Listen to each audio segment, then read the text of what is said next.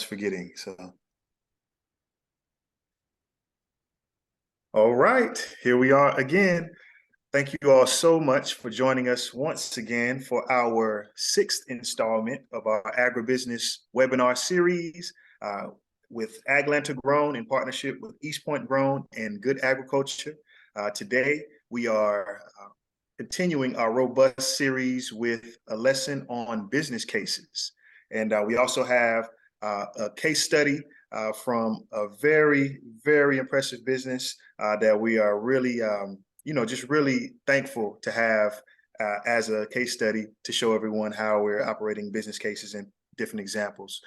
So without further ado, we'll get it started with some introductions.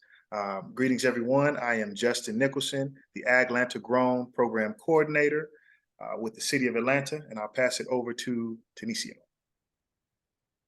All right. Good evening, everyone. My name is Tanisio Sanima. I am the Urban Ag Manager for the City of East Point. I'm also the owner of Nature's Candy Farms, which I'm outdoors in it right now, multitasking. So definitely a pleasure to be here with you all and looking forward to hearing from our guest presenters this evening. And I hope you all are as well. Take care. Thank you. Hi, everyone. I'm Alex with Good Agriculture. We are a small business that supports farmers with the quote unquote indoor activities. So things like financial management, marketing, et cetera. Excited to be with you guys again. And I'm Kirsten Simmons. I'm a co-founder of Good Agriculture and also the founder of Ecosystem Farm down in South Atlanta. So call myself the Chief Farming Officer, General Data Nerd. There we go. And we also have a ghost member of the AgLanta team on the back end, managing our functions and managing the chat, Yesenia Maldonado. So thank you, Yesenia, for all your hard work. And what we normally like, and also our guest speaker you'll meet later on, Heather. Thank you so much, but you all will get to know her in just a moment. But what we normally like to do before we start our presentation here at the City of Atlanta is start with a grounding and acknowledgement of the land, territories, and practices and cultures of the indigenous peoples, forcibly removed First Nations. Here in our land is the Muskogee Creek people and the enslaved people of the African diaspora, who were unjustly brought here to toil our soils and build this economy, and all of the countless migrants and immigrants who largely are the laborers of our current agricultural food system. We also want to uplift all people of the global majority, aka Black, Indigenous, and other people of color, also known as BIPOC, as well as other individuals, groups, populations, and cultures that continue to show out for our anti-racist communities and practices for all of our benefit here in Atlanta and abroad. And also, we want to show respect, gratitude, and support to all humankind and living beings in the intersecting and overlapping social identities and factors such as gender, identity, caste, sexual orientation, race, class, religion, disabilities, physical appearance, and height. And that grounding and acknowledgement was written by our Urban Agriculture Director, J.O. Lubayewu. And we would be remiss if we did not offer a quote from Reverend Dr. Martin Luther King Jr., "No one is free until we are all free." So thank you. With that being said, we'll pass it over to Good Ag. Thanks for sharing, Justin. So we also have some ground rules. These may be familiar to you at this point, but feel free to interrupt at any point with questions. You don't need to wait until the end, although we will have a Q&A at the end of the session. And feel free to give specific examples or ask specific questions from your farm, which always makes it, just better for everyone involved to kind of hear those specific examples. And there is no such thing as a dumb question. We know that you guys are all great farmers, and some of these agribusiness skills may not be what you learned as core to farming. So if you have a question, it's likely someone else on the call has the same question as you. All right, so we're gonna do a quick icebreaker. So put some answers in the chat. What would you do with 1,000 acres? Or basically, if you had as much land as you wanted, what would you do with it? Alex totally laughs at me for this, but depending on the day, I would just build a house in the middle of it and hide away from the world. Yeah, especially because I designed this icebreaker to be more of like, oh, what like business things would you do with 1,000 acres? And Kirsten's immediate thought was, build a long road and just live in the middle.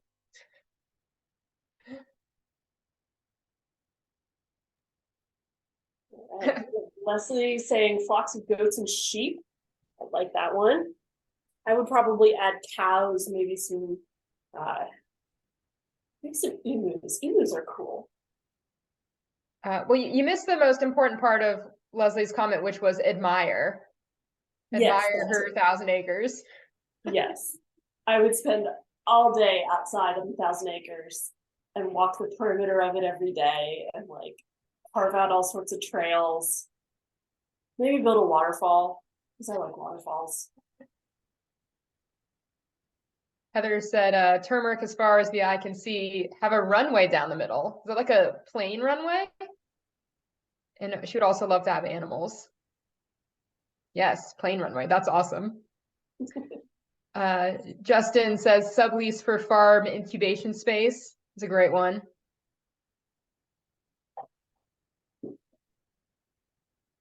I mean, Justin, like 1,000 acres of land inside the city of Atlanta shouldn't be that hard to get, right?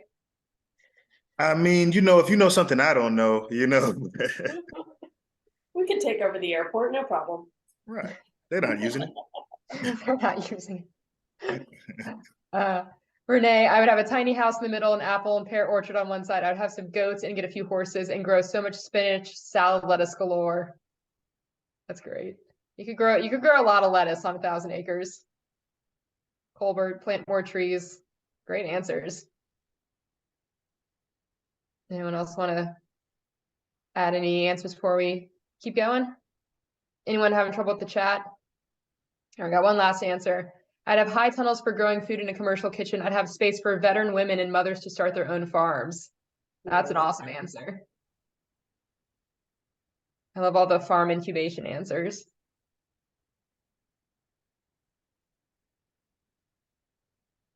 All right, so we're going to cover a few things today. So first, we're going to go over why business cases are important. We're going to go over how to actually create a business case. Then we'll talk about how to actually package up your business case and present the plan to investors. And then, as always, we will close with some additional tools and resources.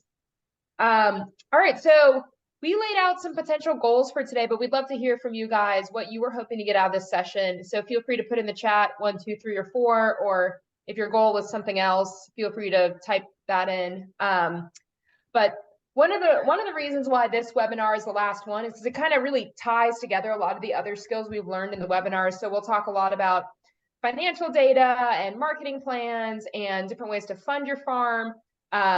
So, in some ways, this is like a good accumulation. 2, make better decisions on the farm. 3, build a farm business plan you can believe in. And then 4, convince investors, whether that's, getting a loan, getting a grant, going to a foundation and getting money to back your vision. So we have a couple answers for 2, got an answer for 1. We got an answer for all of them. Anyone else have anything in particular they're hoping to get out of this session?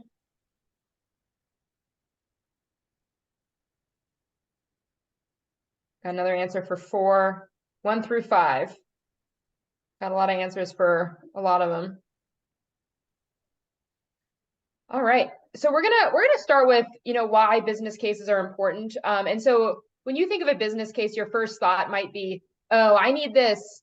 I need this for to go to a bank. But actually, the first thing, you need this for yourself, because your time, your money, and your emotional energy are all precious resources, and you want to make sure you're spending them in the right way. So really, the first thing is to make sure you can make good decisions. Business cases are also really helpful for making sure that you are taking a risk that you're comfortable with. Because as we know, every business plan, no matter how good, there are some risks there, and you better know ahead of time what you're getting into. And you also want to be able to make informed decisions when you start executing your plan. So, the Mike Tyson quote, no plan survives a punch to the face, those things happen on the farm. And so if you're in a situation where, things aren't going the way you want to, or you have some other opportunity pops up, you want to be able to know how these things are going to affect your business plan and make sure that you can keep executing well. Now, of course, on the flip side, for anyone giving you money, business cases are important too for kind of similar reasons. Like they want to make sure that they're taking a risk that they're comfortable with. They want to make sure they are putting their money and their resources in the right place. And also part of it is they want to know that you have the business skills to be financially successful. So it's the business case is almost like a job interview, right? So they can kind of see that you're able to pull the numbers together, you're able to come up with a plan that works, which will all be really helpful when you actually go to run the farm. There's also 3 aspects of a business decision: your money, your time, and your emotional energy, and they're all equally important. I will flag we will spend most of our time today on the money and a little bit on the time part, not because they're more important, but just because they're generally harder to analyze. Like I expect most of you guys like know in your heart what you're excited to do, and you don't really need like to make a whole big Excel thing to figure that out. But you know, don't do something you don't like or that you don't want to do. It's pretty simple. All right, so we're going to start with a simple example of making an investment into farm equipment. So we got this example from Love is Love Farm, so thank you guys for sharing that with us. So last year they bought a vegetable washing machine, and so you can I didn't pull the video in, but they posted this video on Instagram. It's basically like it's like a car washing machine, but for vegetables. So they put the vegetables in on one end, it goes through the washer, it washes them off, and then vegetables come out the other end all clean. But importantly, they can also use this thing for washing their bins. And so you can see here, they expect it'll save them a lot of time, especially in times of the year where they're washing a lot of vegetables. So, you know, the question we're going to look at first is like, should a farm buy a veggie washing station? And so when we start to think about business cases, there are things you can measure, and these are the kinds of things that we'll see in like the Excel template that we'll share with you guys. And then there are things that are harder to measure, but can also be really important. So on the things you can measure side, you know, we've got sales, we've got farm revenue, other farm revenue, cost, time, return on investment, you know, all things that you can put a number on them. And then things that are harder to measure. So this is things like customer satisfaction. You know, I think we used the example of cabbages a few weeks ago of like, you might, actually, I guess that was last week on the operational analysis webinar. You know, cabbages may not be the most like space or time efficient thing to grow, but if your customers really love them, you know, it probably makes sense to grow them anyways. Employee morale, you know, if you know, getting good people on the farm is really hard, and if you can keep them, even better. That's worth a lot, even if it's hard to quantify. And similarly, safety, if you can do something on the farm that makes it safer, even if it's, you like theoretically could quantify it with like, oh, I'm less likely to have an accident and I can reduce insurance, all this, but like it's a little bit harder to measure, but it's still important. So when you guys think about the vegetable washing machine, what aspects do you guys think the farmer should look at? Do you think they should look at effect on sales, effect on customer satisfaction? And feel free to either put your answers in the chat or to come off mute. So Renee says time. Oh, go ahead, Kirsten, sorry. I was going to say the same thing. Time from Renee, sales to pay it off from Heather, time saved, time and morale. Leslie, why did you say morale? Oh, because if I don't want to do it, or if the employees don't want to do it, they're not going to do it well. So if I have to get at least the surface dirt off of it and people are slacking on that, then I just, it's not worth it for me to do it by hand. But if a machine will just run it through and people will, I need fewer people to do it, then I think it's well worth buying. Yeah, that's a great point. Looks like a couple other people put employee morale. Heather said quality of cleaner produce. That could be a customer satisfaction thing. And then Mama Lynn, is it worth the cost, or is there a DIY setup that would be cheaper? That's a great consideration, especially if you're handy. So I think you guys got a lot of this. So, you know, the benefits, the biggest one is that time savings, but there's also probably an employee morale aspect too. And And then the cost, like, of course, it's the cost of the machine. So this one cost $14,000. And so, you know, maybe Mama Lynn would have been able to rig something up a little bit cheaper, but that's what it costs if you bought it from the company. So we went to go visit Love is Love in the winter when they're washing, you know, more like lettuce and things. So they can't run through this machine. So they're mostly just washing bins. But even in the winter, this thing is still saving them 16 hours per week of bin washing time. Because they are a larger farm, they're running through a lot of produce. So that's significant. And then, so to kind of calculate the ROI on this thing, you might say, okay, if like the, you know, average wage in this area is, let's say $12 an hour to be conservative. And if you save 16 hours of work, that's $192 per week.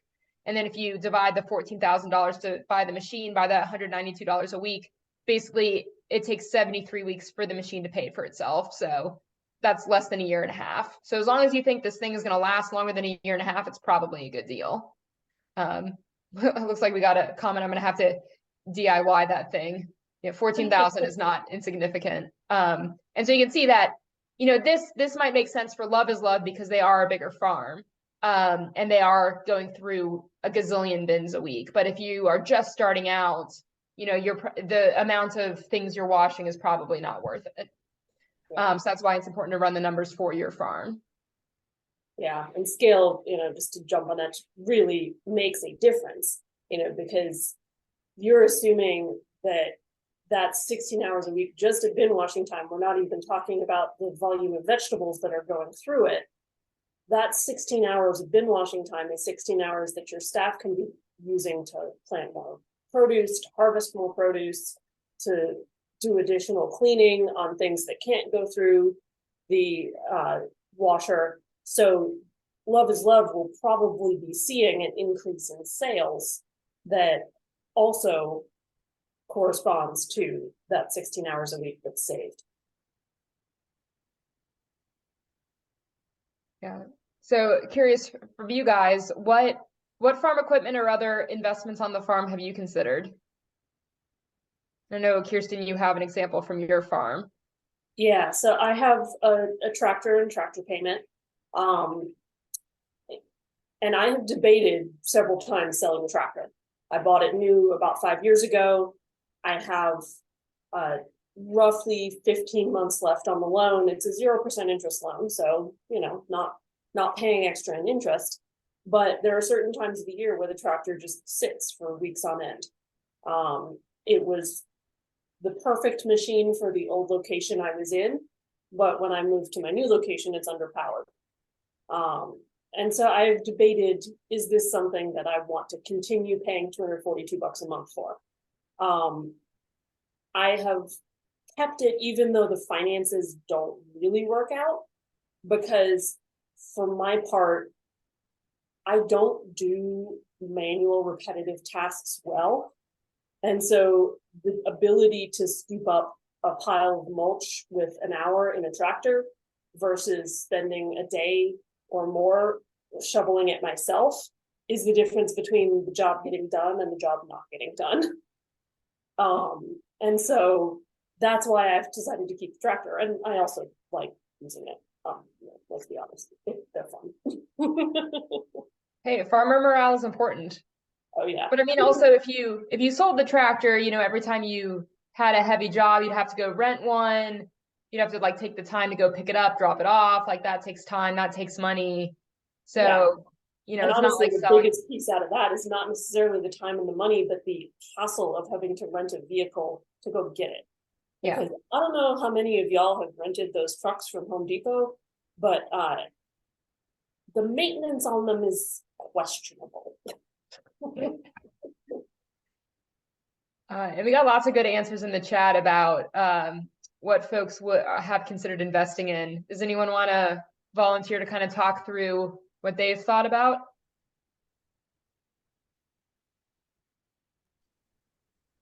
Well, since I'm going to talk anyway, I guess I'll just say the manure spreader was actually a huge one because it's like $10,000. And how often do you really use it? But holy cow, when you need it, if you don't have it, oh my Lord, like it it kills you with all the manual labor. So I'm looking at used, I'm looking at, hey, is there somebody around here who has one and I could rent it from them or something like that. But a $10,000 piece of equipment like that definitely requires some analysis and forethought. Yeah, especially if that's something you're using once a year, that could be a really good, it's just worth renting. Like the hassle once a year might be handleable.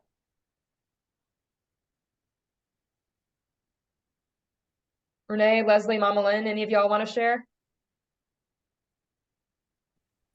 This is Mama Lynn. Oh, hold up. Mhm. I don't know. I'm sorry, I'm on two devices, one I can see on and one I can hear on.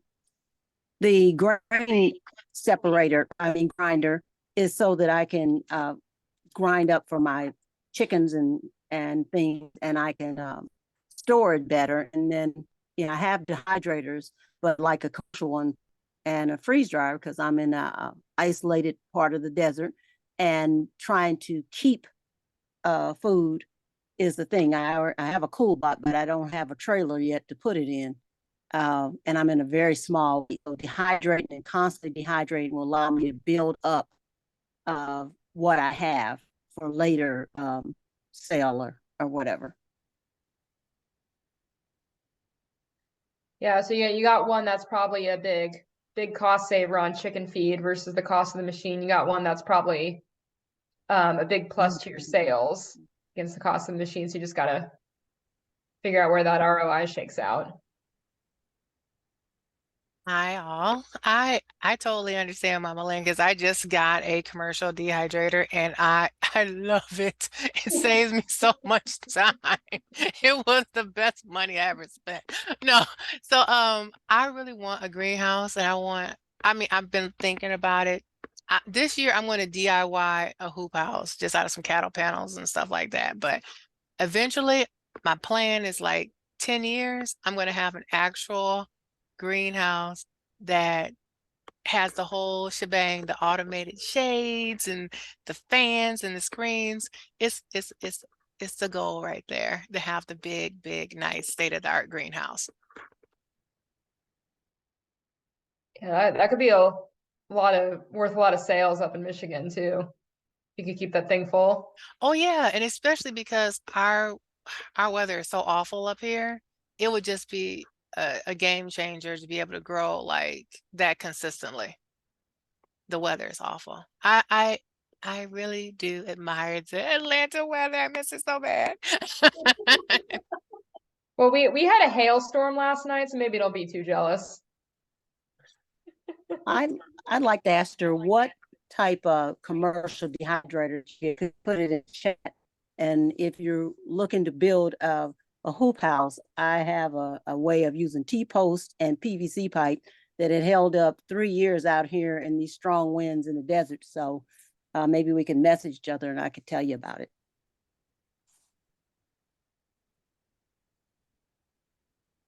Awesome. I love that y'all have to keep us updated if you build that.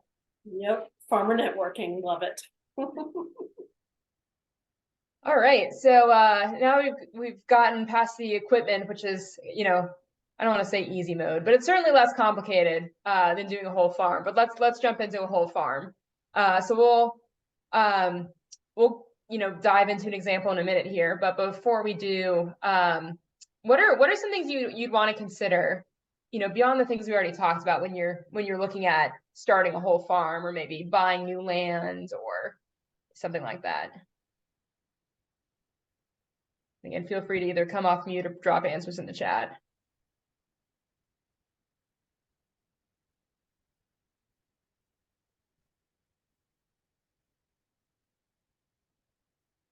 There's one where I find help planting or harvesting. So yeah, figuring out what you're going to do for labor is huge. Because if you have this grand plan that requires you have like 20 people on your farm during the right season, that could be tough. What else would you guys want to consider?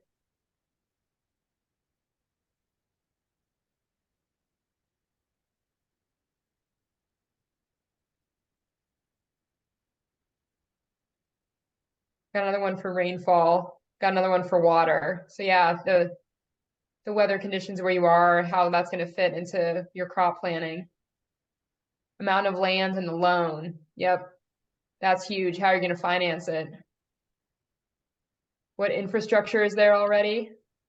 Yeah, that's a great one. It's like that's going to be huge into your startup costs. Y'all have any other things you'd want to consider before, investing into a whole farm?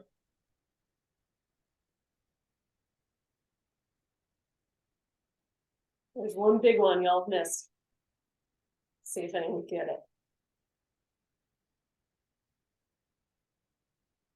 Business plan, yeah. Not what I had in mind though. Bingo, marketing and sales. You have got to know where you're going to sell stuff before you start marketing or before you start growing it, especially if you're going to be selling it in a perishable state. Because you have this window where you can sell stuff, and if you don't make those sales in that window, you've spent all of your time growing and all of your time harvesting for nothing.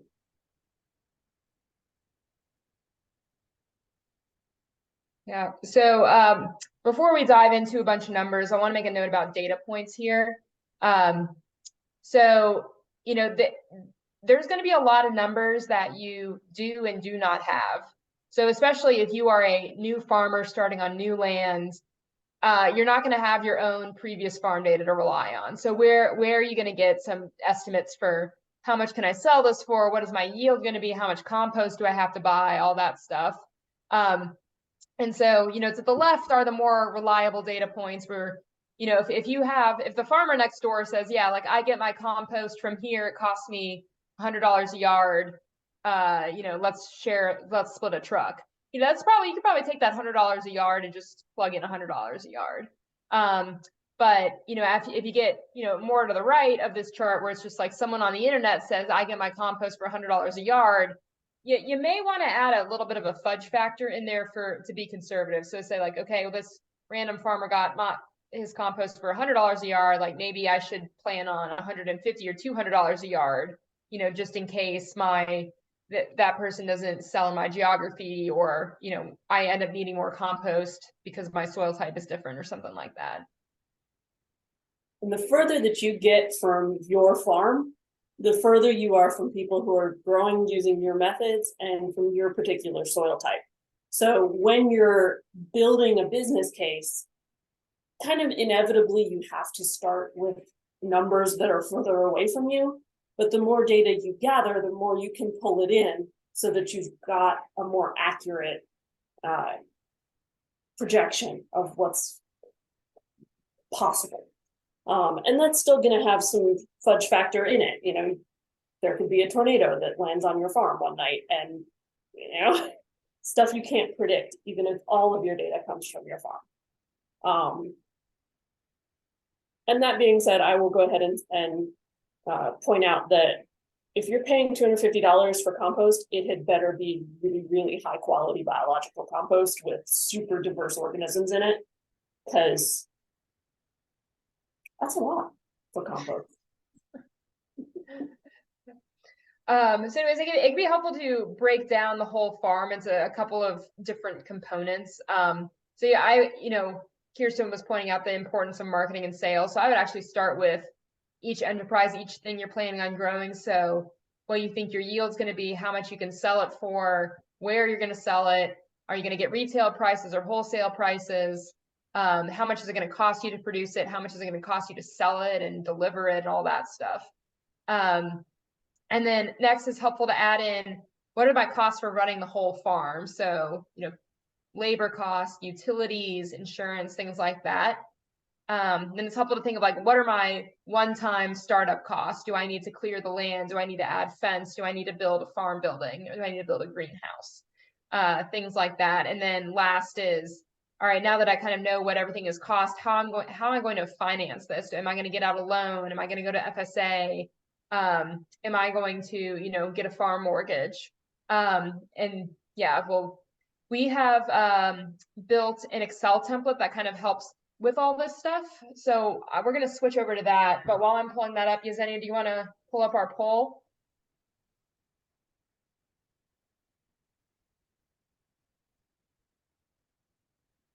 So have any of the following happened to you in your business?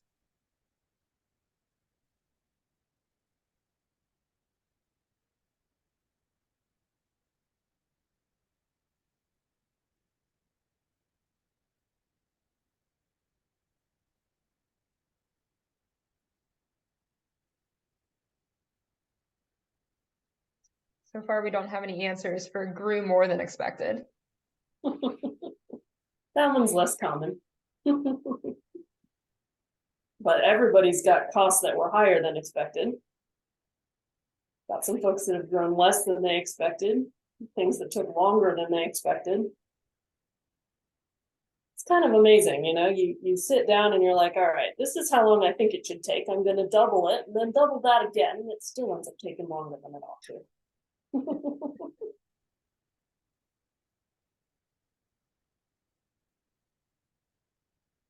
And if you're having trouble with the poll, feel free to drop your answers in the chat.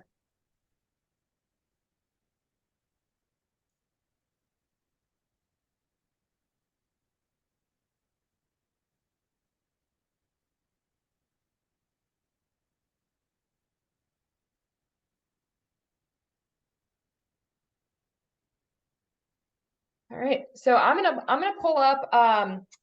We have created an Excel template that will help you guys, you know, actually do some of these numbers for your farm if you'd like.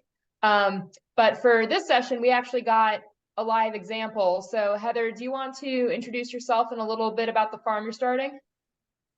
Sure, absolutely. You said in a little bit, as in not right now? Oh no, right now. Oh, okay. My name is Heather Fritz. I own Bloodfire Orchards. I literally have spent 1 year learning about farming, and I've been a corporate refugee, breast cancer survivor. My story is I have no children. I have nothing that I plan on leaving behind. And for the first time, now that I'm actually planting things and especially planting medicinals, I feel like my life is worth something and I'm doing something worthwhile. So I'm super excited. And the notion that I just started this business, I mean, we're just dumping money into it. Whatever we need, we're buying. But having some plants in the ground and then to be able to take the step of this case study, this is outstanding. This is amazing. And I think that everyone's going to really be excited about learning about this, because this is what everyone needs. But if you move forward and you don't have it, trying to go backwards sometimes, you know, I'm a marketing kind of person, not more of a numbers kind of person. So this is incredibly valuable, Alex. Well, no, we appreciate you being the case example here, because it's always better to share someone's real numbers rather than just, you know, something we kind of made up. All right, so I'm going to walk kind of through this tab by tab, and I'm actually going to start at the back. So this template has, you know, 3 different enterprises in it. So it's got annuals, so, you know, any vegetables or row crops that you have. It's got perennials, so any trees you plant, things like that. And then it's also got livestock, which we won't walk through in as much detail here because Heather's not planning on having livestock, but just know the template we send out afterwards will have a tab for that. So the way these 3 enterprise tabs work, so it calculates your revenue and then your cost, you know, for the things that you're growing. So for the annuals, if you go scroll over to the right here, you see this list of crops. And so Heather is just doing turmeric. And so you can have a spot for the number of plants, an area for the cost of seed. And Heather got her seed donated from Fort Valley State University. So that's actually why that's 0. You have your yield. You have what percent of that yield do you think you can sell? So, you know, assuming you're going to sell 100% of what comes out of the ground is probably not realistic, especially if it's perishable. You know, there's going to be, you know, some pest damage or some spoilage or something's going to happen. And again, if you don't know what your market for this is yet, you can make this a lower percentage and just assume, hey, I'm not going to be able to sell all of it at first. And that can kind of help you kind of figure out what the numbers are going to look like. And then you got your price per pound, and then this will calculate your revenue for you. And then we can go back to the left and add in a couple of other costs. So the cost for compost or fertilizer. And you can see here, Heather is expecting to spend $3,000 an acre for compost, $2,000 an acre for mulch, and she's planning on planting on 4 acres. So that adds up to $20,000. You can add your packaging and processing costs. So this would be stuff like cost, to wash stuff, put it in bins or bags or however you sell it, print labels, all those good things. And then shipping cost or delivery cost, or hey, I have to drive to the farmer's market a few times a week costs. And then, other supplies. So, irrigation, soil test, just like random farm tools, this is a little bit of a catch-all category. So if you're not really sure what to put here, put a bigger number than you think you're going to need. And so then this will tell you, okay, what is the overall profitability of annuals? And you may notice like this thing called allocated cost. Like, Alex, what is that? That is your overall farm cost. We'll go into more detail there of how this works. But this is saying like, hey, are the annuals profitable? Do they cover the cost of running the farm? And in Heather's case, for the turmeric, the answer is yes. The turmeric looks like it's a good business case here. All right, so then we're going to go to the perennials tab. And actually, one second, I just ignore what I'm doing. We will go over the scenarios in a little bit. Okay, so the perennials tab is pretty similar, except perennials take a while to grow, right? So you need to know, well, if I plant it in year 1, but it may not bear fruit until year 5 or 6, I need to know that to know how long it's going to take for my farm to be profitable. So here, Heather is planning on planting chestnut trees. They'll start bearing fruit 6 years after she plants them, but the first yield is going to be smaller than eventually, right? Because the trees are still kind of immature. And then by the time they're 15 years old, they'll be kind of at max production. So this thing's got a little calculator over here that basically says in what years, how much revenue will you get from each of these things in what years? And so you can see Heather's trees start producing 6 years after she plants them. And then the number kind of goes up as the trees get more mature. And then otherwise, the tab works similarly, where she can put in cost for compost, packaging, shipping, supplies, and other costs. And then it'll give her the same results of, hey, are the chestnuts profitable? Do they cover the cost of the farm? And again, because this number is green and positive, that means yes. So it seems like her business plan is looking decent so far. Okay, so we got the stuff you're going to sell. Now let's take a look at this, everything else that goes into a farm. So we're going to go to the farm inputs tab. And the top here is all of your farm equipment. So you got tractor and tractor tools. And this farm Heather bought doesn't have much infrastructure, so she's got to put in a well. She has to put in deer fencing. She has to, build a building that can act as storage and the office and all those things. She's going to put in a greenhouse to help the tree seedlings grow. And notice she made a note on some of these things for the well and for the high tunnel that she is going to seek EQIP coverage for those, but we're still going to put the cost in the business case here to be conservative, just in case the EQIP funding doesn't come through. And then the other thing she'll do is mark, for each of these pieces of equipment, are they being used for the perennials or the annuals or both? And so you can see for most of the farm equipment, it's for both, which makes sense. You use your tractor for most things, and the deer fencing protects the chestnuts and the turmeric. But then if you look at the greenhouse, this one's only being allocated to the perennials because it's only being used for the baby trees. And then there's like a little calculator going on over here that you don't need to do anything with, but it just calculates, okay, if most of the revenue is coming from the annuals, then I'm going to put most of the farm costs against the annuals. And so it takes each of those line items and adds them up. But you don't need to do anything with that. All right. And then we've got all of the other farm inputs. So, this is your labor, your fuel, your utilities, et cetera, et cetera. And so you can see the annual costs that Heather put in here and basically where her assumptions came from. And again, this is where, asking other farmers, asking, different nonprofits like the AgLanta team, you can ask us like, hey, what would you guess for some of these numbers? And even just filling this out and getting another farmer to look at it. So, Heather filled this out and we got Kirsten to look through it, and she flagged like, hey, I think the utilities are too low. Even if you're using a cool bot, like it's still a lot of money to keep things cool in Georgia over the summer. So we increased that cost to be, more in line with what she had seen before. So that can be really helpful feedback to get from other farmers. And so you can see, the kind of all adds up to another $40,000 a year of just other farm inputs. Okay, so we got our revenues, we got most of our costs. Now we're going to go to the assumptions tab, which has, some different things about like what you think is going to happen with your farm. So, the first one, our good friend, inflation. This matters when you're making a long-term business plan because, it may be helpful, your cost and yours, you might be able to raise your prices at the same rate as your costs go up. So you're like, well, I'm not going to see that much different in my profit. But if you take out any loans in the beginning, inflation actually helps you because your loan payment will not increase over time, even as your the other numbers in your enterprise go up.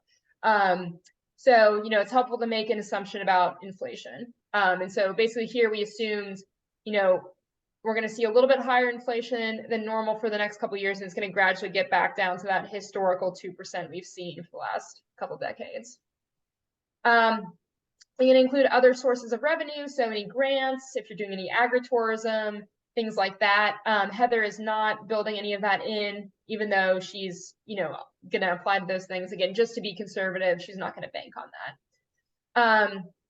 Then, so she's got this line in here called turmeric ramp up, which will not be in the template, but you could add something in if you're planning on scaling up over time. So Heather is not planning on actually selling any turmeric this year. She's just going to plant it and then harvest it and replant all of those rhizomes for her own farm. And then in year 2, she expects she'll have 1 acre of turmeric to actually sell. And then by the time she gets to year 3, she will have scaled up to the full 4 acres.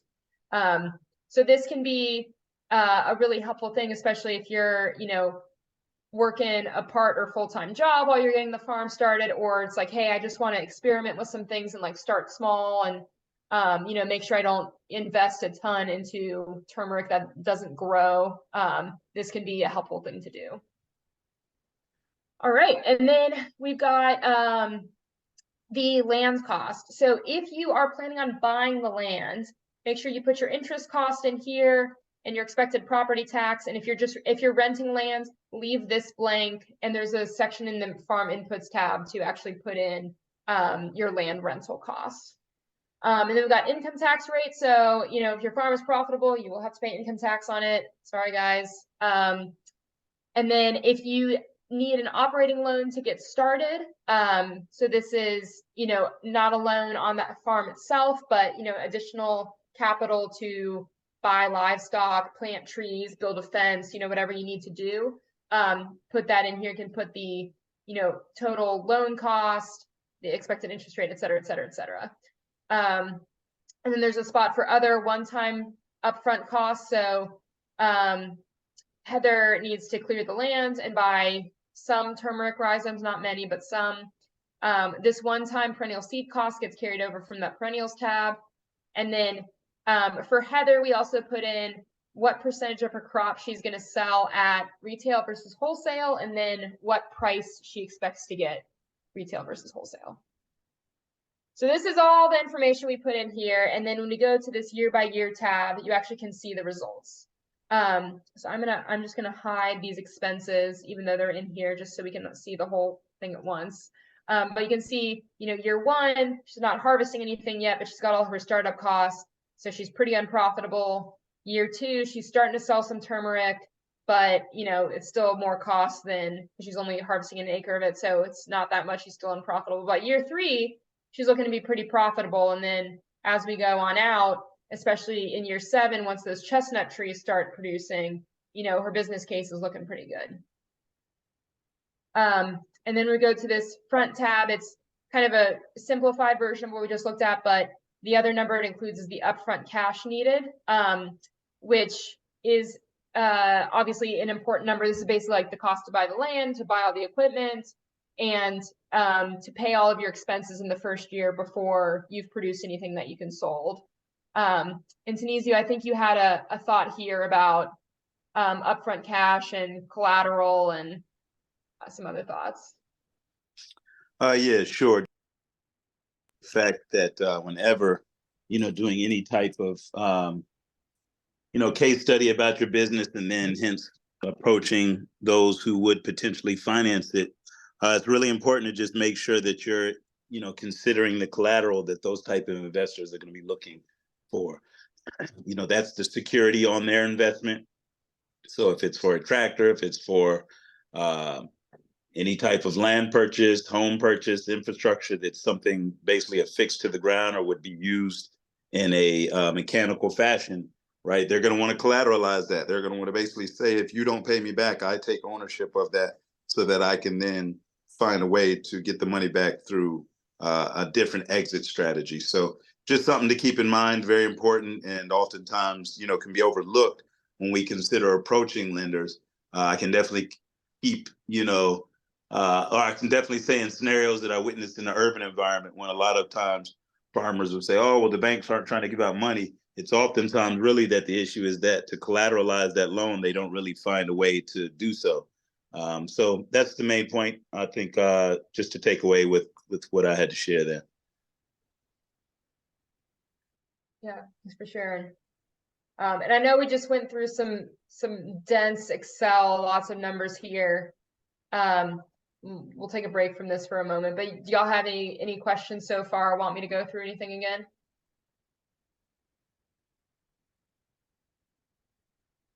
All right. If not, so we ran our poll and pretty much all of y'all had something go not as expected on the farm.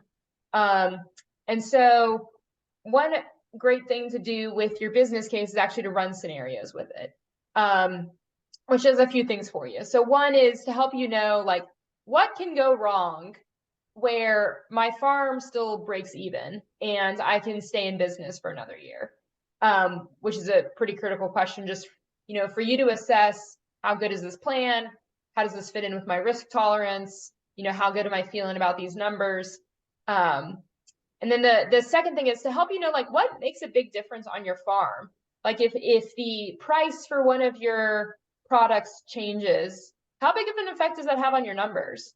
If the cost you pay for labor goes way up, what does that do for your numbers? If the cost of gas goes way up or way down, what does that do? Because there'll be some things where, you make like a little change and like the numbers like, double or fall in half and you're like, oh my God, this thing clearly matters a lot. And then there are other things where you'll make a big change in the numbers and like the overall numbers barely move and you're like, okay, I don't need to worry about this that much because it just doesn't have that much of an effect on my farm. And then the last thing is it does make you more credible to investors. There's a saying that some investors will make it like, hey, if you're worried about something, that means I don't have to worry about it. And so if you can show like, hey, here are the things that I'm keeping an eye on because I know these are make or break for my business plan, then the investors will feel more confidence in you because they're like, okay, you've already thought through this. So that's, one less thing that I have to worry about. Oh, and I am not sharing my screen, or I'm not in presenter mode. I am sorry about that. Okay, hopefully you guys can actually read this now. All right, so what do you guys think? So kind of what you've seen about Heather's farm so far, what scenarios would you want to run? What things would you want to test?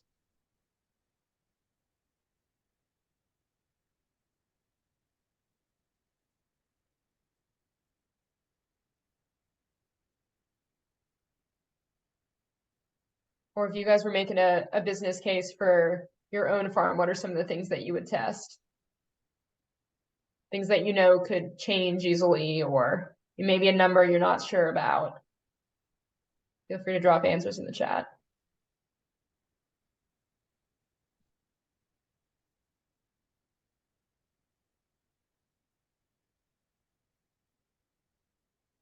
So Heather said add in other crops to supplement income. Yeah, so that's a good one. Try adding an enterprise or taking out an enterprise. We actually ran a business case for another farmer who's thinking about adding rabbits as an enterprise.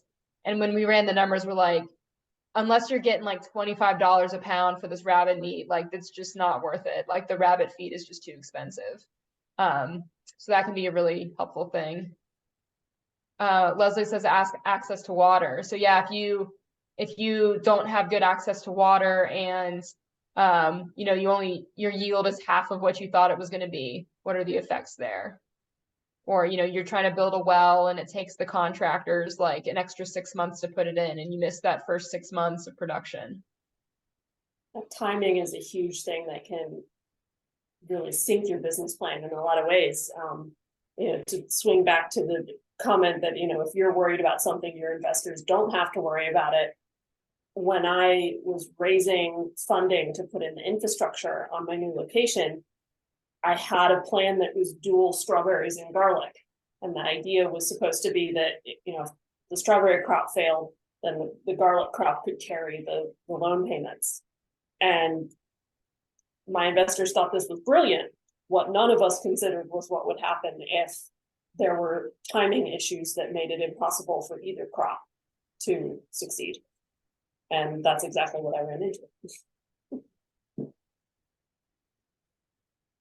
We have another answer in the chat for value adds. So yeah, value added products. So that might be like that dehydrator. Well, what if I can get, you know, $2 more per pound for my product because it's dehydrated, but I have to buy this $10,000 dehydrator up front. What's the effect of that? Is that worth it? It's a great one. You should get more than $2 more a pound for dehydrated product. Just saying. Well, yeah, I guess if you've once you've taken the water out, you better get more than that. Yeah. All right. Well, you guys actually got the things that we wanted to look at for a couple of things we wanted to look at for Heather. So we made 4 scenarios for Heather here. So the first 3 are kind of a typical conservative, realistic, optimistic scenario, where the realistic scenario, Heather took the best numbers she could find and plugged them in for some of these values here. But because, you know, Heather got a lot of these numbers from experts who are not farming, you know, next door to her, or some of them are like from the internet. These are good numbers to test. And then one of them was what Leslie said around water. So, you know, Heather's done all this work to build earthworks around her farm to try to just rely on rain. But, you know, what if that doesn't work like she's anticipated it will, and she actually has to put in drip irrigation? So that's an extra cost that we put in the conservative scenario, just in case. And you can see some of the other numbers that came up was on yield. Like yields can be super uncertain, especially if you haven't grown something before. Yields are a really good thing to put into a scenario. And it's often a number that your business case is very sensitive to, because this is driving your revenue. And then similarly, like the price you can get for different goods, especially turmeric, there's not a huge market for it. There's not a lot grown in Georgia. And so, you know, Heather's been doing some hard work trying to find a market for her turmeric before she starts harvesting it. But, you know, these numbers are going to be a little tough to predict.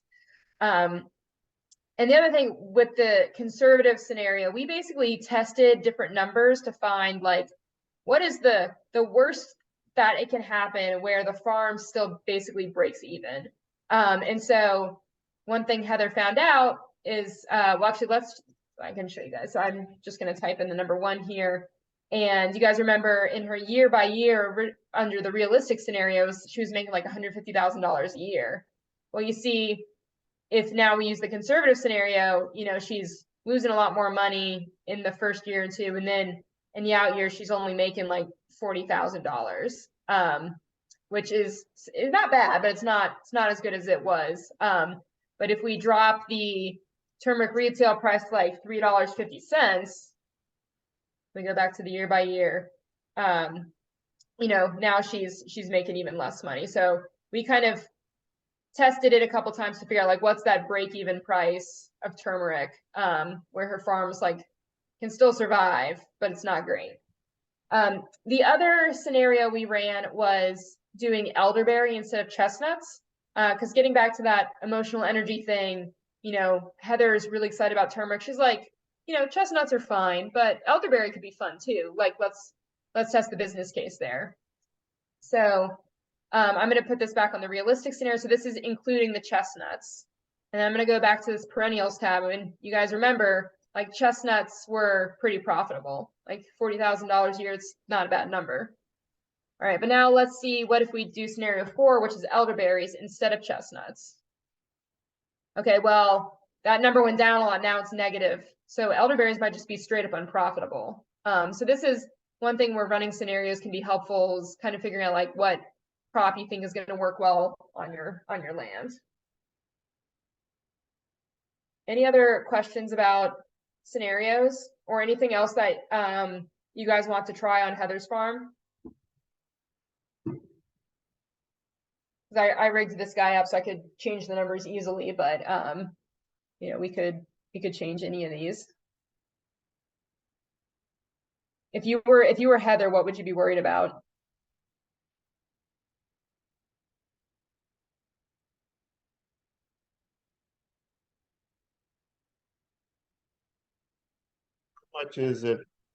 How much are her costs impacted by the cost of the land, for example, the fixed capital costs?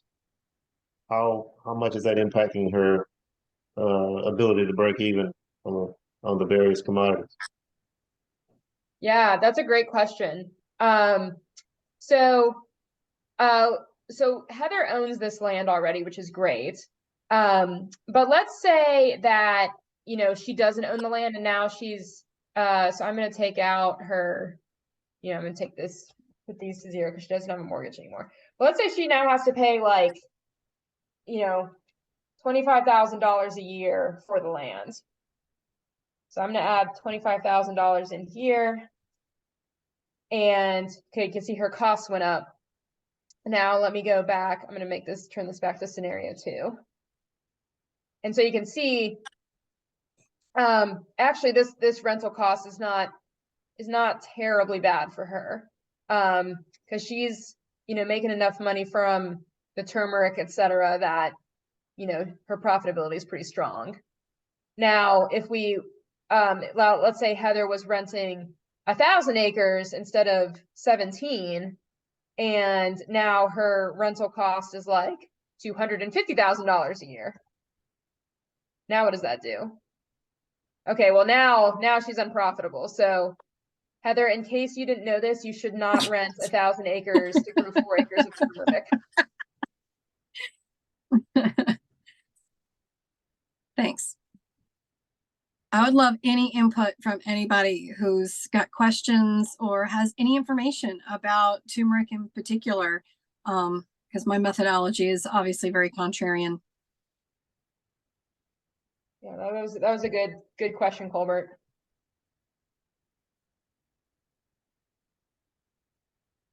I'm just gonna put Heather's numbers back in here.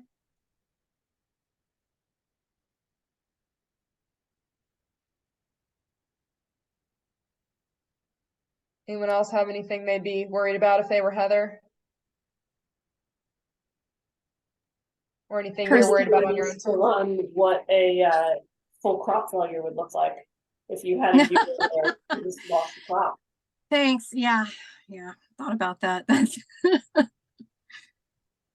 assumption. Absolutely nothing happens. Yeah. So let's take let's just say like year 5, Heather gets hit with the turmeric fungus and that just goes to 0. Now we can see year 5 is pretty ugly. Well, and that would also affect the fact that I would have to buy rhizomes for the next year. And I've started out with free rhizomes that can repopulate. So this entire business plan is based on being able to hold back and replant every year the rhizomes essentially for free. So if something like that happened, it would that would be a big deal. Yeah. So, you know, this may, you know, tell Heather, well, if I'm at risk of just being at like basically negative $250,000 one year, you know, maybe these first couple years, once I paid back my investors and whatnot, like I should put some of this money in the bank and kind of have or, just put it in some other fairly liquid form where if I did have a crop failure, I could, pull that money back out and be okay. Alex, I have a question for you. If you're looking for funding, what is the chances that they say, what will you do with a total crop failure? Like what happens at that point? I mean, I would imagine that crop insurance would be the only thing that you can really do to hedge your bets. Is that right? Kirsten, you're on mute. Yep, that is correct. And for most crop insurances, it does not tend to kick in until your third year. So you're going to want to, or rather, I should say, you can get crop insurance for your third year, but you're going to be pegged to market rates and not your own history of production and pricing. So if you're getting a premium for an organic product, you're not going to get that premium out of insurance, and it'll probably cover a percentage, but not a full loss. Gotcha. And you should be keeping records every year of what you're planting, what your yields are, even if you hold those yields back to, replant your turmeric root, and reporting that to FSA so that they have a record when you go to get your insurance policy. Okay. Thank you. Well, that brings me to another question, I suppose, if you don't mind. A non-traditional crop like this, crop insurance for something like that. Does anyone have any suggestions that they would like to share of where I would go to get that type of insurance for non-traditional crop? There's actually a lot of policies available for non-traditional crops. For something like this, I would look at a whole farm revenue policy, and you can reach out to the risk management agency office that's nearest you. All of them are government backed, and they can help direct you to an agent who can write that policy for you. Okay. Thank you. There's also the micro farm policy, which is like the whole farm policy, but it's for smaller farms. I think like less than $200,000 or something like that. Either 200,000 or 100,000. I don't remember off the top of my head. Yeah, and these are programs that the FSA revamped last year. So because to be honest, like they weren't great before, but they got a lot of feedback from small, diversified specialty crop farmers, and I think the programs are better now. Yeah. Nice. Though you may still have to fight to get to an agent who understands what you're doing. Okay. Thank you. Yeah, and there's also I know the acronym is NAP. That's like the non-insured assistance policy or something like that. But it's basically work around insurance if you're in your first couple years and don't have that track record for actual crop insurance. Again, it won't be quite as good as real crop insurance, but it is, a good safeguard for those first couple years if you have a crop failure. Okay.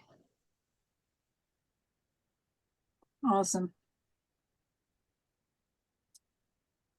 Cool. Well, that is, I think that's enough Excel for now. So actually, Kirsten, while I'm going through, do you mind looking up what that NAP program is and putting it in the chat for folks? Yeah, I can do that. Yeah. All right. So sometimes in addition to running all the numbers for yourself, you'll actually need to communicate your plan, whether that's, you're going to a bank or you're going to a nonprofit and trying to get a grant or something, and you'll want to have a good story to tell them. So something, if you just send them a spreadsheet, that can be a little hard for them to understand, but you want to communicate in a way that's easier for them to see, like, okay, I see what they're doing. This seems like a good plan. They've thought things through. And so the good business plan includes not just the numbers, but also your operational plans. Like, what are the things you're going to do to make sure you don't have a crop failure and that your yields will be what you expect they are, and you actually can sell this crop for what you thought you could. So, the elements of a good business plan. So one is the why. So, people like to give money in things that they like get excited about. And so if you can share your why of, why this crop, why this area, etc., that can make your pitch a lot more powerful. And then of course you want to include the things that the investor cares about. So if it's a bank, they mostly care about, like, are you going to pay back the loan? If it's a nonprofit or a foundation or some other funder, like how you're going to impact their focus area. You do want to give detail into the numbers to prove that you have them. Your scenarios can be helpful to include to show, like, hey, even if things don't go to plan, like, this is still a good idea, still going to make money, still going to be able to pay back the loan. And then, how you'll mitigate risk. So we talked about a few of those, like how you're going to, make sure your farm operationally is going to do what you expect. You're going to be able to sell it for what you expect. You're going to be able to keep costs down, things like that. So I'm actually going to hand it over to Heather at this point to walk us through her business plan. You guys see that So okay? I can't. Let us know if you have any issues. So this is obviously from the perspective of we're looking for money and how do we speak to those people. So for me, I'm trying to make sure that someone who wants to give me money has some level of confidence that they're going to have a good return on investment, that I'm going to pay them back. And I'm also 1 year into this, so I'm a brand new farmer. So how do I pitch that to someone and let them be confident in this? So, let's say if, for example, we're looking at $400,000 for an upfront investment. Now that we have this spreadsheet that shows that based on a lot of different scenarios, we should be profitable within 3 years. And that's really exciting. I think that everyone needs this spreadsheet. I'm so excited. I can't believe I actually have something like this at the beginning of an effort, because usually I move forward based on emotion, or I can do this, or I've got skills, I'm a photographer, whatever, but I never look at this kind of stuff. And I think that's something that a lot of people, because this is the business aspect. So Alex, and Kirsten, you guys, just thank you so much for everything that you've done with this. So they might be looking for, well, have you been an entrepreneur before? I mean, if this is a completely different business, then maybe we can at least kind of get a baseline for business. Like, have you been successful before? And in my case, I have for about 12 years. And, the local source, Nature's Medicine, I think the bottom line in this particular bullet is to say that majority of turmeric is actually imported in this country. So there is a huge market opportunity for local farmers, especially when you do some research and you find out, well, there could be lead poisoning, and now there's a whole bunch of products that now have to be recalled. So this is becoming more and more, and knowing your farmer and having a relationship, I think that's all kind of sales points. And, the last bullet I think speaks to who's your audience. Are you going to a bank? Or are you really trying to go to that nonprofit or someone who has a different set of standards that they're kind of judging their risk by? And so the fact that I'm doing regenerative agriculture, that may speak maybe not to a bank, but to somebody else. And that would be really important. You probably saw on one of the other slides, it said, if I woke up tomorrow and there was no electricity or water, I'm going to be okay. So, having things like that, I think makes a huge difference in trying to communicate your story of what's interesting about you, what's different, and what's going to work and what's going to make your plan work.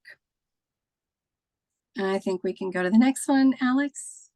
Yep, my computer is just being slow. Okay. Okay, well, this is just a whole bunch of stuff about me, but the bottom line is people buy people. There's something about you as a person. Usually they call it your narrative, your story, your why, but that is super important. People need to connect with you, and they will be more inclined to work with you, to buy what you have, to lend to you if they know your story. And so for me, like I said, breast cancer survivor, we had this land, like this was never going to be any of my plan. My husband bought the land to just go hunting, and he loves hunting. And then suddenly I'm standing at the fence line and there's this field, and I'm like, God, will you give me this field? If you will, what do you want me to do? I'll do whatever you want. And so next thing you know, it's like, here's some free turmeric. I'm like, what? And turmeric is something I learned about when I went through breast cancer. Turmeric is medicinal. Turmeric is not grown very much. And so here I am growing turmeric. I have no idea what's going on.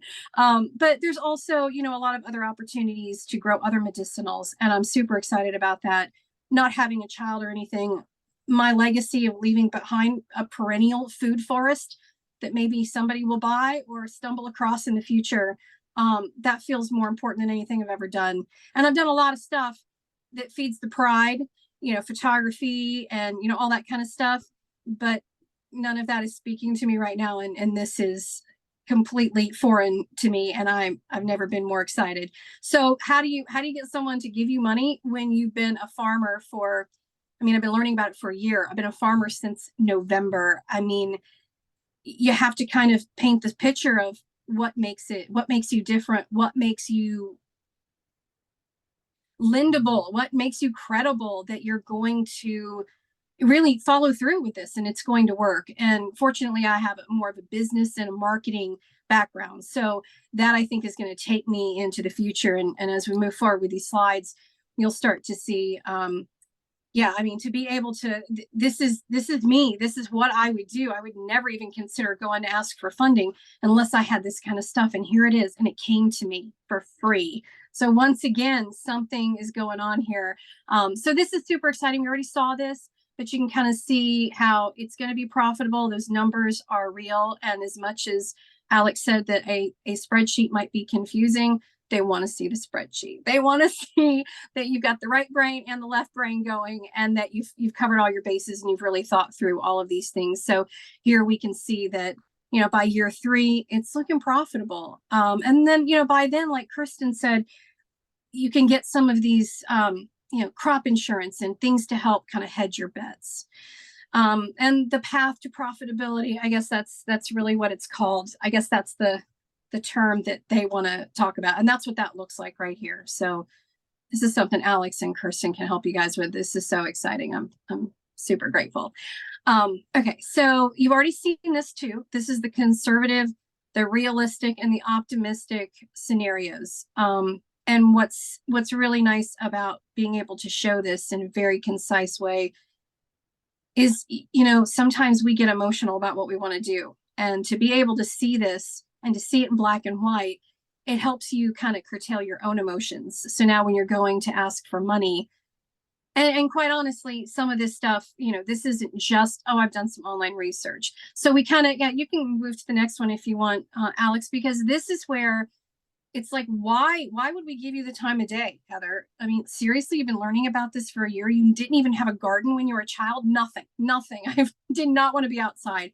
So I have to think about, you know, what are the things that they care about? Well, the things that I care about are what they care about, which is I don't want to fail. So I'm working with experts across multiple universities, as well as a successful turmeric farmer of 6 years, who I know has a relationship with the USDA and has gotten NRCS value add producer grants and wildflower grants, and, you know, all of these things. He's got similar soil to me. So, you know, working with people like that, the yields that I was coming up with was not based on online research of somebody just talking, or India, you know, or Peru, or some of these other countries, and what their soil is completely different and what their yields are. No, it's coming from Fort Valley State University, and they're the ones who taught me exactly how they did it. And everything that they tried, they honed it all down to what is the best way to grow it, what is the maximum yield to grow it, and that's exactly the formula that I'm following. And then, you know, you think about a formula, it's like, okay, well, what happens if something bad happens? Well, one of my philosophies is, you know, the land moves and it flows, and water at any point in time could just stop somewhere, and there could become a fungus in that area. So I don't want to put all my eggs in one basket. I'm trying to spread out my crops so that I have strips of turmeric throughout the entire area, and using this year to not only work on who do I sell it to, but how is it really working? The methodologies that I've tried, I've tried other things. I didn't just do what Fort Valley said to do. I've tried lots of different ways of planting it, whether it's tight compacted soil. And so I'm trying to diversify. And I think that that speaks to someone trying to give you money. They want to hedge their bets. Soil testing annually, really huge. That's one of the things that I'm doing. Obviously I have self-directed farming and earthworks, but you can come to my farm and you can see the earthworks. I mean, I learned that in the last like 6 months. So there's a lot of things that I'm doing here that someone can come and say, yeah, this is real. She's actually doing this. She's moving forward. And of course, last but not least is working with the USDA and NRCS on soil health and erosion control. Obviously, potentially in a year, getting a well, even though I have tried to sculpt the land for that drought resistance, utilizing as good as possible the rainwater that's naturally falling. Would I turn down a cost share to help me put in a well? Absolutely not. So I definitely want to work with those guys too. And that I think is going to be, I think that probably holds credibility for someone who is only a year into this. So that's operations plan. And then of course, like Kirsten said, sales and marketing, if you don't have a clue. And I will be honest with you, there's a whole list of things here that because I'm a marketing person, I can think through this and this is my plan. Do I know who I'm going to sell my turmeric to? It's in the ground right now. No, I have no idea. I have one person on my email list, but I'm about to do the Georgia Strawberry Festival where my goal is to build my email list. I'm about to do all of these things. I'm meeting with supplement companies. I've got 3 of them lined up for within the next 3 months and trying to figure out, do you need organic? How do I work with you? So the sales and marketing plan, I think, like I said, trying to put all your eggs in one basket is never a good idea. So direct to customer, absolutely. But then also wholesale. And if I can do more in wholesale and do great at wholesale, then I won't do direct to customer. But I will definitely have my summer Atlanta area farmers markets, booked out for the summer next year when I have that harvest in November, December, January. One of the things that I did personally to hedge my bets is to grow turmeric. It grows in the ground. It has some kind of chemical in the leaves that make it sort of pest resistant. Because it's underground, it isn't as affected by climate, weather, bugs, deer, like all of these things. When I read this article about turmeric, I was like, oh my God, this is the perfect crop for someone who's 49, who's never had any experience and who's willing to work hard.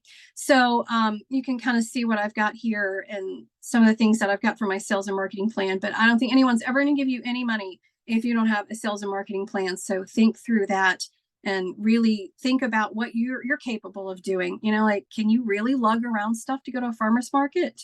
Is that what you need to be doing? It's not what I need to be doing at this age, but I'm willing to do it for however long it takes me to get my clients. Awesome. Thanks for sharing, Heather. Does Is anyone that the have last any... slide? I think it is. Yeah, so we put just some details about the numbers in backup, but that's just something you have so that when someone asks you a question, you're like, oh, I'm so glad you asked. Here is this number you asked for. Yeah. Does anyone have any questions for Heather? Oh, come on. Somebody's got to ask. I don't know what I'm doing. It's been just a few months. Somebody's got to ask me a question that's going to make me like freak out and be like, oh, I never thought about that. Well, this is Colbert Lovett, and I want to say that your presentation is impressive, Thank you. and the spreadsheet was good. I think this was one of the crops we looked at a few years ago, and actually, my daughter got some of them for us, and we planted them, but we weren't successful. But it wasn't because of the crop; it was because of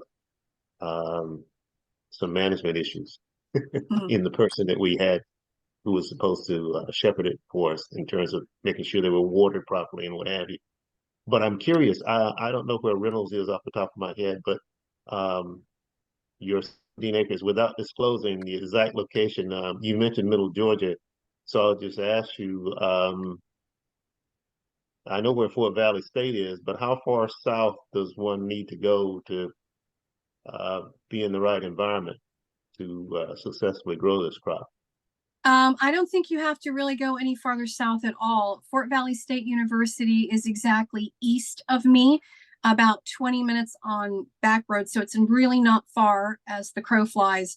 And we're below the fall line in Georgia, which means we have sandy soil. And apparently turmeric likes sandy soil. And I probably would never have considered it if I hadn't have met a farmer, heard a farmer's story where he was talking about how successful he had been with the sandy, loamy soil of South Georgia. So he's right at the line of Florida and Georgia, but on the Georgia side. And so my soil is very similar to his. Where are you located? Our farm is about midway between Augusta and Savannah. Oh, okay. Scriven County over on the Savannah River, East Georgia. Gotcha. Do you have clay soil or you're above the fall line, aren't you?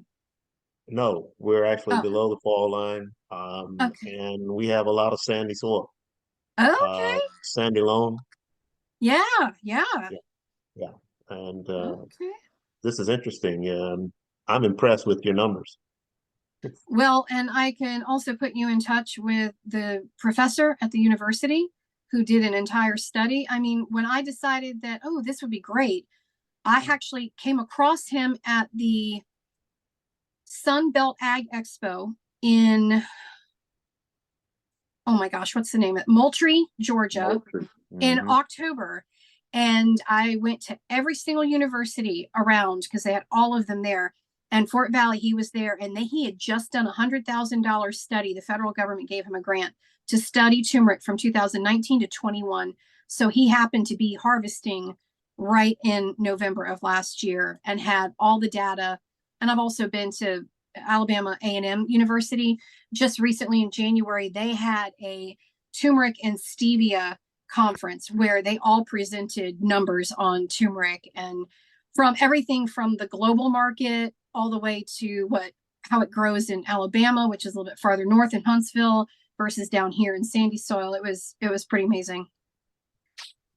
Awesome. I would love to communicate with you offline, I'm putting or be able to communicate with you further on this after the seminar. I'm curious, the $50,000 for the fencing, the deer issue, because we do a lot of deer hunting down where we are, and are they particularly attracted to the turmeric more than other crops, or no, or is it just in general? Because I know they will forage wherever they can find something green. Supposedly, from what I understand, no, they're not that excited about it. There is a very distinctive smell. If you've ever smelled fresh turmeric, it has a very pungent, strong smell to it, and the leaves smell like that as well. And they have some kind of chemical built in, I can't remember what it's called, that really kind of helps them be resistant or resilient.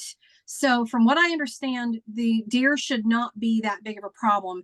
And quite honestly, I don't want to put a deer fence up around the orchard, but we threw that number in there because it may be inevitable, and I'll deal with that next year if I have to. If I get through a harvest, and I mean, but they're curious. So when I'm out there just making mounds to put the turmeric in, they're walking right through it as soon as I'm finished, just to be like, what are you doing? And checking it out. But I don't think that there's going to be problems with anyone wanting to eat it. That's an animal. Good, good. And I put my email and my phone number in the chat to everybody. So please feel free to reach out to me, even if you're interested in turmeric, growing it, learning about it. You've tried it, failures, anything. I would really, I don't, other than having this one guy who has grown turmeric before, who is sort of a mentor, he's not a full-on mentor. So I'm really, really happy and excited to learn from anyone and everyone. Heather, this is Tanicio. I just wanted to really acknowledge that I'm happy that you got a chance to go to Sunbelt Ag Expo. I think it's a great place for anyone who is looking to really do some of their own research, especially when, again, we're talking about business cases. For all of you all who've never been there before, it's literally the Super Bowl of farm conferences. This thing I mean, it is as far reaching with regards to the different agricultural styles that you'll ever see anywhere. But to the point that she expressed about being able to talk to different university researchers and eventually speak with somebody who was able to assist her with her farm profile, that's the kind of place that I think you all would definitely want to go, especially if you're new. But even if you're not, there's a lot of innovative things being done there every single year. You're going to get exposed to new research topics. And again, they do work with all farmers alike, conventional, organic, small scale, large scale, you name it. So normally I don't do a lot of shameless plugging, because in this case, it wouldn't be a shameless plug. I'm not involved with them, but I've been there before. And I think you all would benefit from considering that, especially again, with regards to being able to see business cases of many different types. So, yeah. And that was Kudos. October timeframe. Yeah, that was definitely a wise decision for you to go down there and check that out.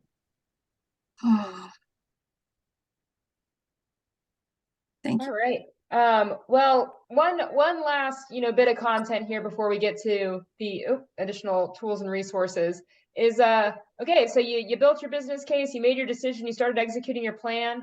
Now what? Well, actually, your business case makes a great first draft farm budget. You guys remember the very first webinar, we talked about financial management, and having a farm budget was one of these things. So if you're a new farmer, like, congratulations, you have your farm budget now. So this gives you a really good thing to track against your first year, see how you're doing, be able to notice things early of like, hey, it's month one and already like my water costs are a lot higher than I thought they would be. Maybe we need to make some adjustments now before, something goes, so far awry that I can't get it back under control. So, you don't need to throw this thing away as soon as you've made your decision. Definitely keep it on hand and keep referring back to it once you have some actual numbers.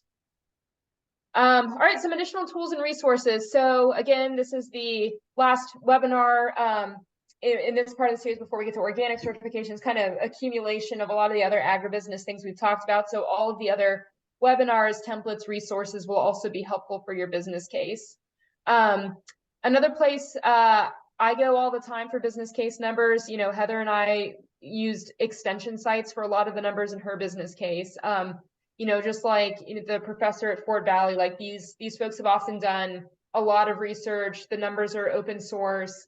They're just out there for you. And, usually, again, especially if you can get one from your own state extension, that is not the most unreliable data you're ever going to find. And a lot of these professors, they're open to talking to you too, like call your extension agent, ask if you can put them in touch with them, be like, hey, I saw the number was this, but I'm thinking about doing things this way. How do you think that's going to affect them?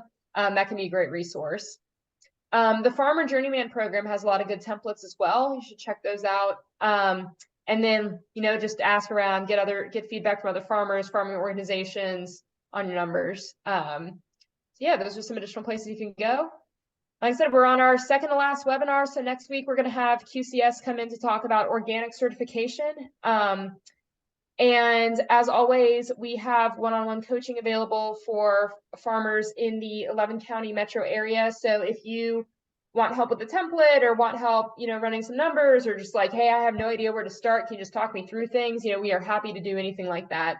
And if you're outside of Metro Atlanta, we're also happy to talk about paid services as well. So there's my email there if you want to sign up for a one-on-one. And I think Justin and Yesenia will probably share my calendar after this, along with the rest of these resources. So and I'll pause here for some Q&A in case folks thought of any other questions in the last few minutes. And if you guys want me to pull the Excel back up and go through anything, I'm happy to do that as well.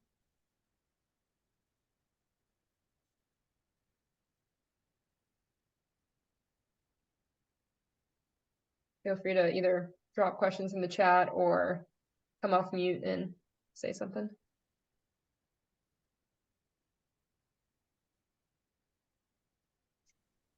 This is Mama Lynn. Is that Excel program that you did for her. Is that available for us to use, or is that something you just do for people there, people that you're working with? No, we'll send it out to you after the call here. Okay. Will And it it's got work on a it's- MacBook Pro? Yes. And if you Yay! Oh, if you then don't I'm have excited. Excel, it should work in Google Sheets, which is free. Work in Google Sheets, right? Yes. It's Okay. same folder. I keep telling you that. Thank you. Yeah, of course. And there's an instructions tab called README. But if you have questions on anything, feel free to just shoot me an email. Be like, hey, what does this cell do? Happy to answer questions over email. Well, thank you. This was very informative. I do plan to contact you to try to get some personal assistance. This is my first year and my son's, and I got my LLC and farm number and whatever, all that.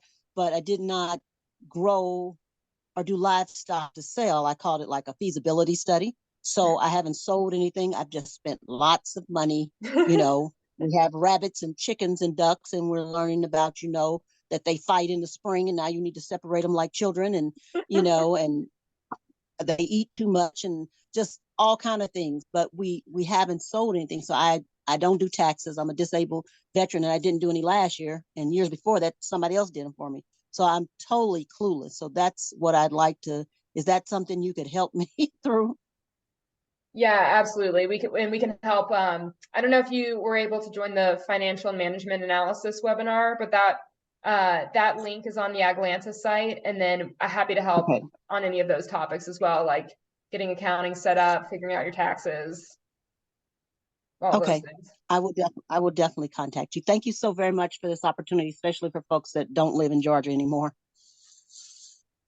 And as a follow-up to this presentation, we'll definitely send out the previous recordings so everyone can have the full webinar series at your convenience. Yes, amazing. Any additional questions for Alex? Okay, Stan. I have a comment. Can I make a comment real quick? I just heard her say that she is a vet. And in case you didn't know, I came across stag vets. Has anyone ever heard of that? Do you know what I'm talking about? I have not. I belong to the coalition, Veteran Farmers Coalition, which hasn't been helpful, but I do belong. Check out. I'd love to learn about anything. Stag vets. Check out stagvetsinc.org. They do free education and stuff, and it's all having to do with. I just got an email. Seeds, bees, and soil. It's a free event to farmers, ranchers, and veterans. Okay. Yeah, that's Mr. John Jackson. Oh, okay. Okay. Yeah, he's the person that started Ag Vets, and I would say it's a good resource to have in your Rolodex. And I just Can you put it on in the chat? I did. I'm trying to write fast. I did. Thank you. Absolutely. Thank you guys. Everything was amazing. I love this. Yeah. Let's all give a little hands to Heather for offering herself up as the business case. We really appreciate you doing that. No, thank you guys. This has been so helpful. I can't even tell you. Thank you. Thank you, Leslie. Well, I love turmeric and use it. Thank you so much, daily. Heather. So you should do well, hopefully. Awesome.